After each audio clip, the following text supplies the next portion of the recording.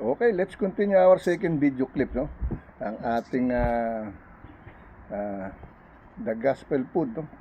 In our body and soul, no? In our human flesh, in our immortal body with the Holy Spirit of God, with the Holy Ghost of ours, okay? The Holy Soul, no? Okay? Ito yung ating gospel food, the best food that we can feed our, not the body, but the Holy Spirit, no? Kasi yung Holy Spirit, we cannot feed the Holy Spirit, okay? Except we read the gospel word of God. We speak by God directly, okay? By reading the Bible, okay? This is our food. This is our water in our life, no? With our Holy Spirit, with the Holy Spirit of God together, no? Okay? Yan ang ating holy food, no? Ng ating Holy Spirit, okay? Now let's go to sa ating other scripture, no? Dito tayo sa ating 2 Kings. Nung binasa natin kanina, 1 King chapter 21 verse 25 to 29, no? And now we're gonna read 2 King chapter 19, 2 King chapter 19 verse 21 to 25, okay? 19 verse 21 to 25, okay? Here is the message, no? This is the word of the Lord hath spoken concerning, the virgin that the daughter of Zion hath despised thee and laughed thee to scorn, the daughter of Jerusalem, no? He hath shaken her head, no? At thee, no? And at thee, no? Verse 22, whom hast thou reproaches and blasphemy, and against whom hast thou exalted thy voice? They lifted up thine eyes on high, no? Even against the Holy One of Israel, no? Verse 23, by the messenger thou hast reproached the Lord, no? And hast said, with the multitude of my chariots, no? I am come up to the high of the mountains, to the side of Lebanon, okay? And will cut down the tall cedar, no? Tres thereof, and the choice trees, no? Therefore, and I will enter into the lodging of his borders, no? And into the forest of his camel, okay? Verse 24, I have digged and drank strength, no? Waters, and with the sole of my feet have I dried up all the rivers and besieged places, okay? Verse 25, no? Hast thou not heard long ago how I have done it, and of an ancient times that I have formed it, no? Now have I brought it to pass, no? That thou shouldest be to lay waste fences, no? Cities into the ruinous heaps, no? Yan ang sinasabi ng verse 25. Verse 21 to 25, no? Let me read in Tagalog version, no? Sa Tagalog version, dalawa mga hari paina 11, versikulo 21 hanggang 25, no? Dalawa mga hari paina 11, no? Versikulo 21 hanggang 25, okay? Sa Spanish, no? 2 El Rey Kapitulo 19, versikulo 21 hanggang 25, okay? Yan sa Spanish, no? 2 El Rey, Kapitulo 19, versikulo 21-25, no? Ito sa Tagalog, okay? Itong salita na sinalita ng Panginoon tungkol sa kanya, niwalang kabuluhan ka ng anak na dalaga, no? Ng Siyon, at tinatawanan ka at anak na babae ng Jerusalem, ay iginalaw ang kaniyang ulo sa iyo, okay? Versikulo 22, sino ang iyong pinupulaan at tinutungayaw, no? At laban kanino itinaas mo ang iyong tinig, at ipinandidilat mo ang iyong mga mata ng mataas, no? Sa makatuwid bagay laban sa isang banal na Israel, okay? Nagmamata sa galit, no? Nagiging hipokrita, parang gano'n ang nangyayari, no? Versikulo 23, no? Sa pamamagitan ng iyong mga sugo ay iyong pinulaan ang Panginoon, no? At sinabi mo sa karamihan na aking mga karo, ako'y nakaahon sa kataasan ng mga bundok, sa mga kaloob-loobang bahagi ng Lebanon, no? At aking ibinuwal ang mga matayog na serdo niyaon at ang mga piling puno ng abito niyaon, at ako'y papasok sa kaniyang pinakamalayong tuluyan sa gubat na kaniyang mabungang bukid. Okay? Versikulo 24, no? Ako'y humukay at uminom ng tubig ng iba, at aking tutuyuin ang lahat ng ilog ng Ehipto, ang talampakan ng aking mga paa. Okay? Talampakan ng aking mga paa. Okay? So dito tayo punta tayo sa isang scripture chapter and verse, no? Dito naman tayo sa Psalm, no? Kings pa rin pala tayo, no? Kings. Dos Kings chapter 22 verse 16 to 20, no? Dos Kings chapter 22 verse 16 to 20, okay? Here is the message, no? Walang 16 to, isipin mo 14, 15. Ito 14, ayun, yung 16, okay? Dito tayo sa ating 2 Kings chapter 22 verse 16 to 20, okay? Ito, no? Thus saith the Lord, behold, I will bring evil upon the place, no? And upon the inhabitants thereof, no? Even all the words of the book which the king of Judah, no, hath read, no? Verse 17, because they have forsaken me and have burned incense into other gods, no? Sinasabi nito yung tuloy-tuloy na pagsamba pa rin sa mga Diyos-Diyosan, no? Kaya siya nagagalit, no? Kaya nakakaranas tayo ng sari-saring sakuna, no? Kaparusahan, karma, yun ang sinasabi ng ibang tao, karma. Kasi nagagalit ang Diyos, okay? Sabi sa versikulo, it says in verse 16, no? That saith the Lord, behold, I will bring evil upon the place and upon the inhabitants thereof, even at the words of the book which the king of Judah hath read, okay? Verse 17, because they have forsaken me and have burned incense into other gods, that they might provoke me to anger with all the works of their hands. Therefore my wrath shall be kindled against this place, okay? And shall not be quenched, okay? Yan ang sinasabi, no? Verse 18, no? But to the king of Judah, which sent you to inquire of the Lord, thus shall ye or you say to him, thus saith the Lord God of Israel, as touching, no, at touching the words which thou hast heard, okay? Verse 19, no? Because thine heart was tender, no? And thou hast humbled thyself before the Lord, no? When thou heardest what I spake, no, against this place, no, and against the inhabitants, no, therefore that they should become a desolation and of a curse, no, and has sent thy clothes, okay?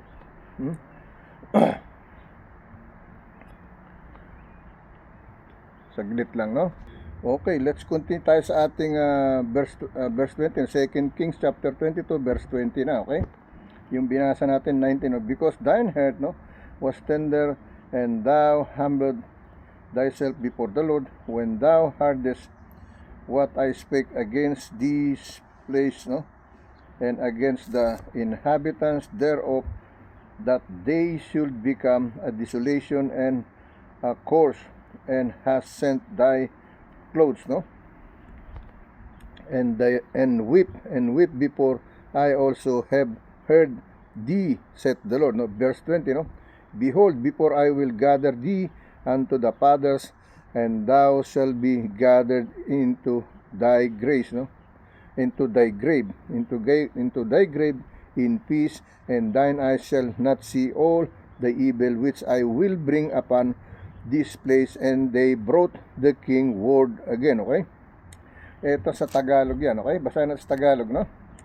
Dalawa mga hari, no? Pahina 22, versikulo 16 hanggang 20, no? Sa Tagalog, no? Sa Spanish, no? 2 El Rey Kapitulo 22, versikulo 16 hanggang 20, okay? Here is the message, no? Ganito ang sabi ng Panginoon, narito ako'y magdadala ng kasamaan sa dakong ito at sa mga taga rito, sa makatuwid bagay lahat ng nasalita na ang aklat na nababasa ng hari sa lupa, no? Sa Juda, no? Nababasa ng hari sa Juda, versikulo 27, no? Sapagkat kanilang pinabayaan ako at nagsunog ng kamangyan sa ibang mga Diyos, no? Upang ipagmungkahi nila ako sa galit sa lahat ng gawa ng kanilang mga kamay, no? Kaya't ang aking pag-iinit ay mag-aalab sa dakong ito at hindi mapapatay, okay? So yan ang nangyari sa akin kasi napasamba ako sa mga ganyang bagay, no? Pero hindi pala rin tama. Akala ko tama, akala ko nakaligtasan ko na, hindi pa rin, okay? So makakaranas pa rin ako ng kung ano mga kapighatian, no? Sama ng loob, no? Sakit, ganun po yan, no? Kasi hindi pa rin tayo tumatalikod sa dapat ng gustong talikuran natin, no? Layuan, iwasan natin, no? Tuloy-tuloy pa rin tayo sa pagsamba, paniniwala, okay? Matigas kasi ang ulo natin. Yan po ang totoo niyan, okay? Sapagkat kanilang pinabayaan ako at nagsunog ng kamangyan sa ibang mga Diyos upang ipagmungkahi nila ako sa galit, no, sa lahat ng gawa ng kanilang mga kamay. Kaya't ang aking pag-iinit ay mag-aalab sa dakong ito at hindi mapapatay, okay? Versikulo 18, ngunit ang hari sa Juda na nagsugo sa inyo upang mag-usisa sa Panginoon, ganito ang sasabihin ninyo sa kanya. Ganito ang sabi ng Panginoon ng Diyos ng Israel tungkol sa mga salita na inyong narinig, okay? Excuse me, versikulo 20, no? Sapagkat ang inyong puso ay malumanay at ikaw ay nakapagpakababa sa harap ng Panginoon nang iyong marinig ang aking salita laban sa dakong ito, no? At laban sa mga taga rito na sila'y magiging kagandahan, no? Na sila'y magiging kagibaan at sumpa at hinapak mo ang iyong kasuotan, no? At umiyak sa harap ko ay dininig naman kita, sabi ng Panginoon, okay? Versikulo 20, no? Kaya't narito ipipisan kita sa iyong mga magulang at ikaw ay malalagay sa inyong libingan na payapa at hindi makikita ng iyong mga mata ang lahat ng kasamaan ng aking dadalhin sa dakong ito. At sila'y nagbalik ng salita sa hari, okay? Nagbalik ng salita sa hari, ibig sabihin, okay? So ibig sabihin hindi sila makakaranas kung ano man ang pakaparusang mangyayari, okay? Now dito tayo sa ating Nehemiah, okay? Nehemiah chapter 8 verse 10 to 14, okay?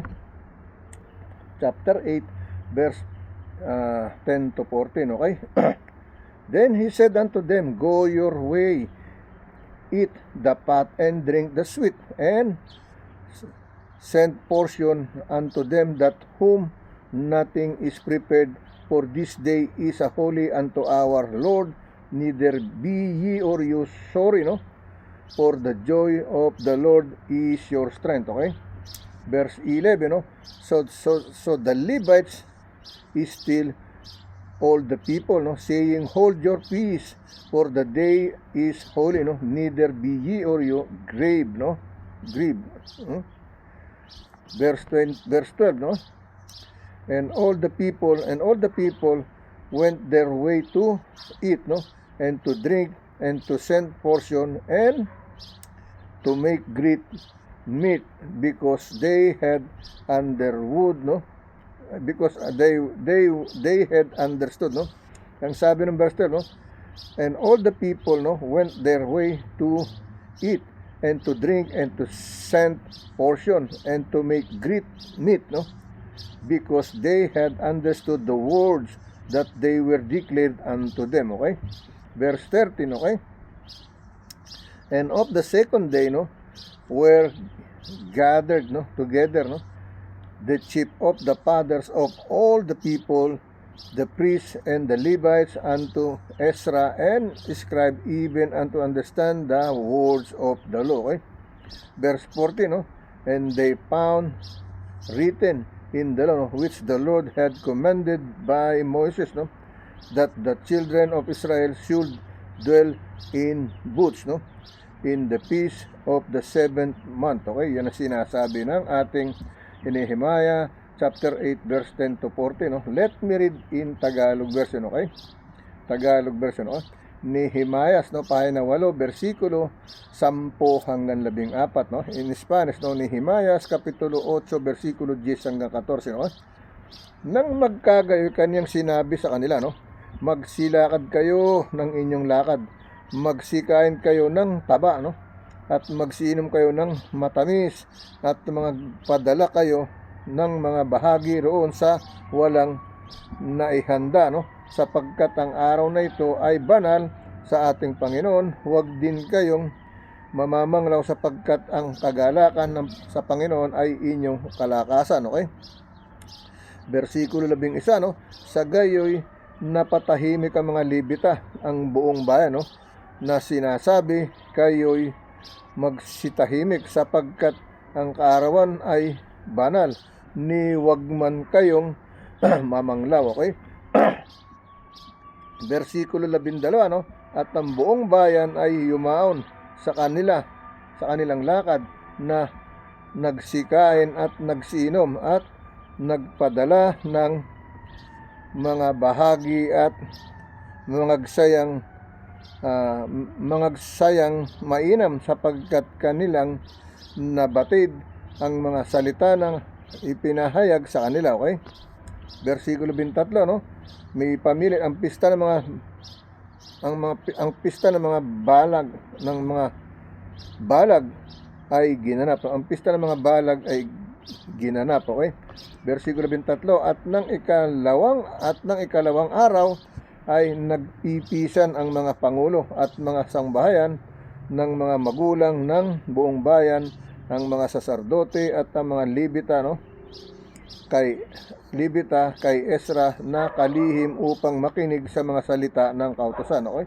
So he went there gathering to listen to the word of God, no, in a week or whatever, no. It's like a celebration. Okay? And then they gathered together to speak the word of God, no. So versikulo 14, at kanilang nasumpungang nakasulat sa kautusan kung paanong inuutos ng Panginoon sa pamamagitan ni Moises na mga anak ni Israel ay nagsitahan sa mga balag sa kapistahan ng ikapitong buwan, no? Ikapitong buwan, okay? Yan ang sinasabi, okay? So dito tayo sa ating what do you call this, no? Sa ibang scripture chapter verse naman tayo, okay? Dito tayo sa ating Psalm chapter 38, no? Psalm chapter 38 verse 8, no? Psalm chapter 38 verse 8 to 12. Yan yung ating devotion healing prayer, okay? Yung babasahin natin, no? Psalm chapter 38 verse 8 to 12, okay? Here is the message, no? I am feeble, no? I am feeble and sore broken, no? I have roared, no, by reason, no, of disquietness, no? Disquietness, no? Ang sabi rito, no? I am feeble and sore broken, no? I have roared by season of the disquietness, no, of my heart, no? Katahimikan, no?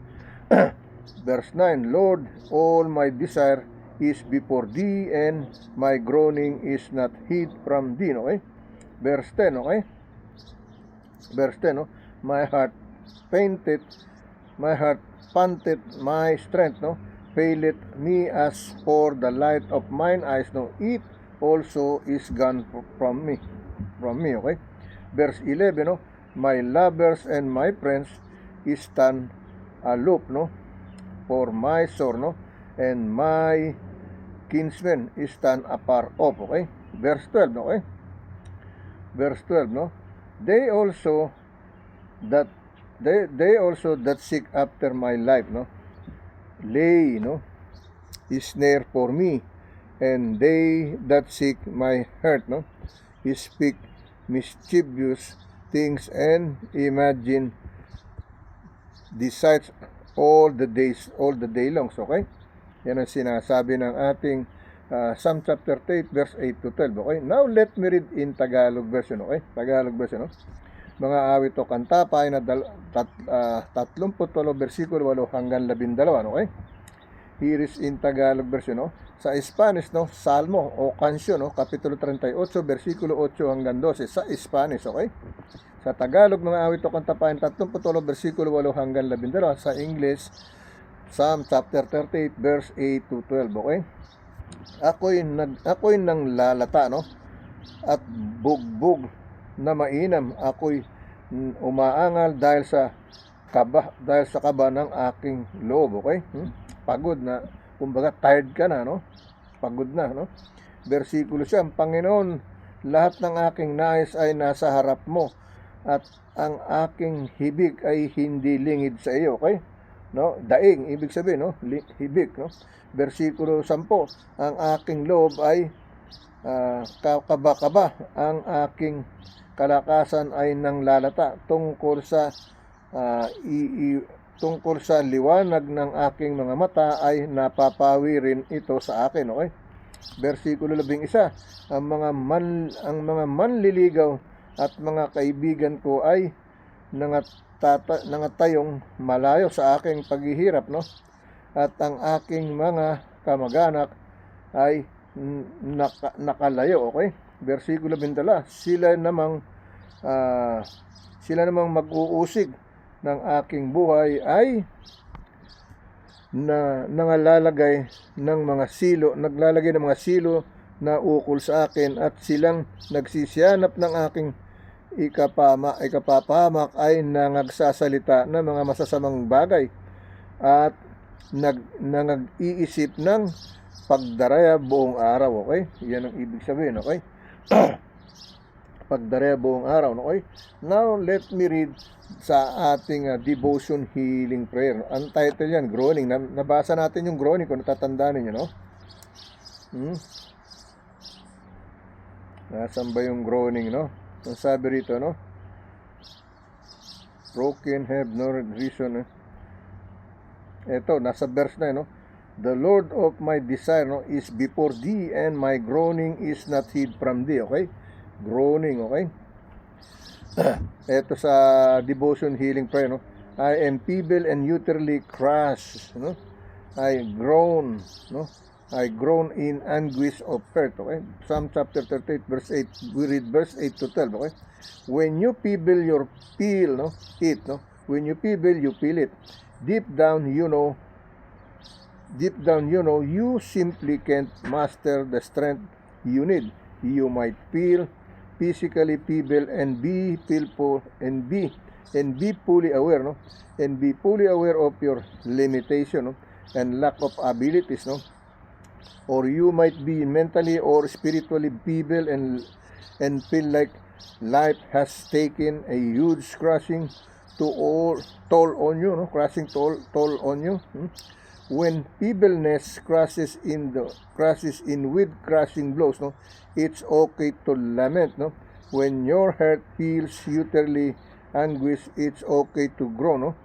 Cry out of the Lord, no. Cry out of the Lord, your God, with honesty grieve. Tell Him every single feeling you're experiencing. Cry out for mercy, no. Ask Him for His divine help, no, and deliverance. Bear your soul to your heavenly Father, then wait in expectation for His comfort, no? And love choose to walk through this time or despair and disappointment, no? With the lower of your soul, no? The lower of your soul, okay? Lord God, help me, no? Lord God, help me. Please restore my strength. I cling to you alone as I feel feeble and crushes in the midst of my anguish. Okay? Yan ang sinasabi, no? Iyan yung ating devotion healing prayer, okay? Sa ating 1-yearly calendar, okay? Now, let's go to read another scripture chapter and verse, no? Dito ulit tayo sa Psalm chapter 71, verse 3 to 7 naman, okay? Psalm chapter 71, verse 3 to 7, okay? Dito tayo sa Psalm chapter 71, verse 3 to 7. Be thou my strong habitation, whereunto I may continually resort. Thou hast given commandment to save me, no? To save me, for thou art my rock and my fortress. No? Verse 4. Deliver me, O my God, out of the hands of the wicked, out of the hand of the unrighteous, no? And cruel men. No? Verse 5, no? For thou art my hope, O Lord God, thou art my trust for my youth. Okay? Verse 6, no? By thee have I been holden up from the womb, no? Thou art he that took me out of my mother, no? Bowel my praise, no, shall be continually of thee, okay? Continually of thee, okay? Verse 7, okay? Verse 7, no? I am as a wonder unto many, but thou art my strong refuge, okay? Yan ang sinasabi, no? I am as I wonder unto many, but thou art my strong refuge. Okay? Let me read in Tagalog version, no? Mga awit o kanta, pahina 71, versikulo 3 hanggang 7. Sa Spanish, no? Kansyon o Salmo, no? Salmo kapitulo 71, versikulo 3 hanggang 7, okay? Here is in Tagalog version. Ikaw ay maging kanlungan ng aking tahanan, na aking kapaparunang, no? Kapaparunang lagi. Ikaw ay magbigay utos, iligtas ako, sapagkat ikaw ay aking malaking bato at aking kuta, okay? Versikulo 4, no? Sagipin mo ako, o aking Diyos, sa kamay ng masama, no? Sa kamay ng liko at mabagsik na tao, okay? Humihingi siya ng kaligtasan, okay? Ang sabi ng versikulo 4, sagipin mo ako, o aking Diyos, sa kamay na masama, sa kamay na liko, no? At mabagsik na tao. Sa kamay na liko, di makasalanan, no? Makamalian, okay? Versikulo 5, sapagkat ikaw ay aking pag-asa, o Panginoon Diyos, ikaw ang aking tiwala mula sa aking kabataan. Versikulo 6, no? Sa pamamagitan mo ay naalalayan ako mula sa bahay bata. Ikaw ay kumuha sa akin sa tiyan ng aking ina. Ang pagpuri ko'y magiging laging sa iyo. Okay? Versikulo 7, ako'y naging isang kagilagilalas sa marami, ngunit ikaw ay ang matibay kong kanlungan, no? Matibay kong kanlungan, okay? Now, let's go to nalampasan, hindi pa pala, no? Hindi na natin nabasa yung Nehemiah. Basahin na natin Nehemiah, no? Total, tapos na itong, nalampasan natin itong Nehemiah, no? Kung natatandaan nyo, no? Nabasa natin Nehemiah, nakalimutan natin basahin itong, sandali, no? Itong God promises, okay? Now, let me read God promises sa Nehemiah, okay? Nehemiah chapter 8, verse 10, no? But we read,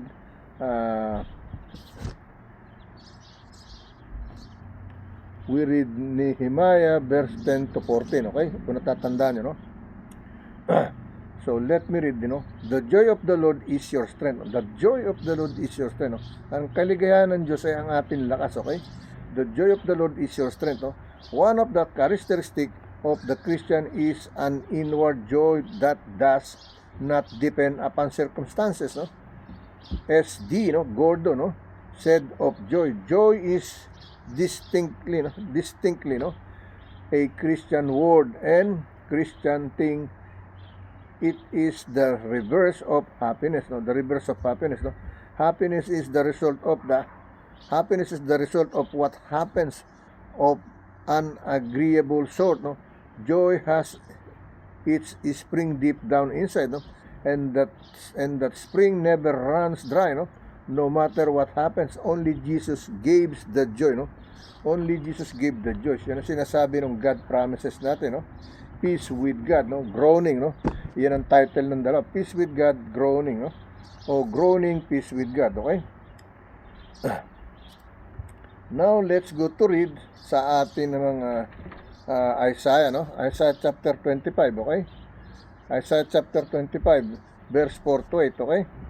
Isaiah chapter 25, verse 4 to 8, no? For thou hast been a strength to the poor, a strength to the needy of the distressed, no? A refuge from the storm, no? Of a shadow from the heat, when he blasts of the terrible once is as a storm against the wall, no? Verse 5, no? Thou shalt bring down the noise of the strangers as the heat in a dry place, even the heat with the shadow of a cloud, the branch of the terrible ones shall be brought low, okay? Brought low, okay? Verse 6, no? And in this mountain shall the Lord of hosts make unto all people a piece of the things, no? And piece of wines on the lees, no? On the lees of things full of morrow, and wines of the lees well refined, okay? Verse 7, okay? And he will destroy in this mountain the face of the covering cast over all people, no? And in the veil that is spread over all nations, no? Verse 8, no? He will swallow up death, no?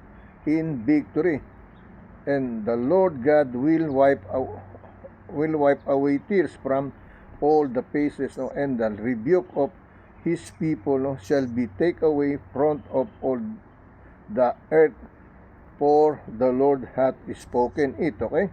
Basahin natin sa Tagalog version, okay?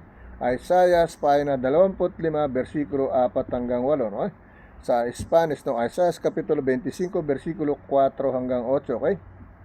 Sapagkat ikaw ay naging ampunan sa duka, ampunan ng magpakailanman sa kaniyang kahirapan, no? Silungan sa bagyo, lilim sa init, pagka ang hihip ng mga nakilakilabot ay parang bagyo laban sa kuta.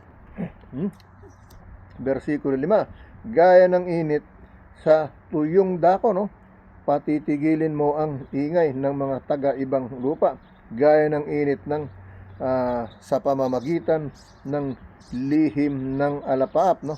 Matitigil ang awit ng mga kakilakilabot, no? Versikulo 6, no? Okay?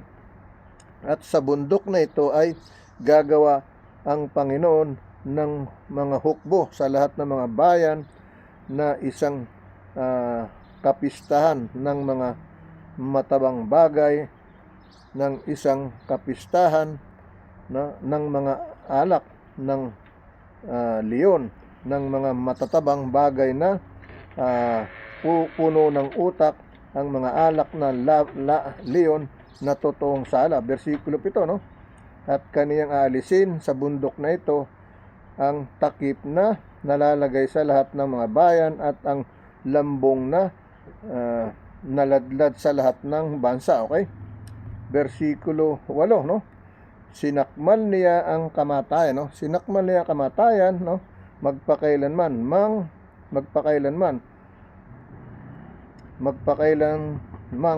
at papahirin ng Panginoon ng Diyos ang mga luha sa lahat ng mga muka at mga kakutyaan ng kaniyang bayan ay maaalis sa buong lupa, sapagkat sinalita ng Panginoon, okay?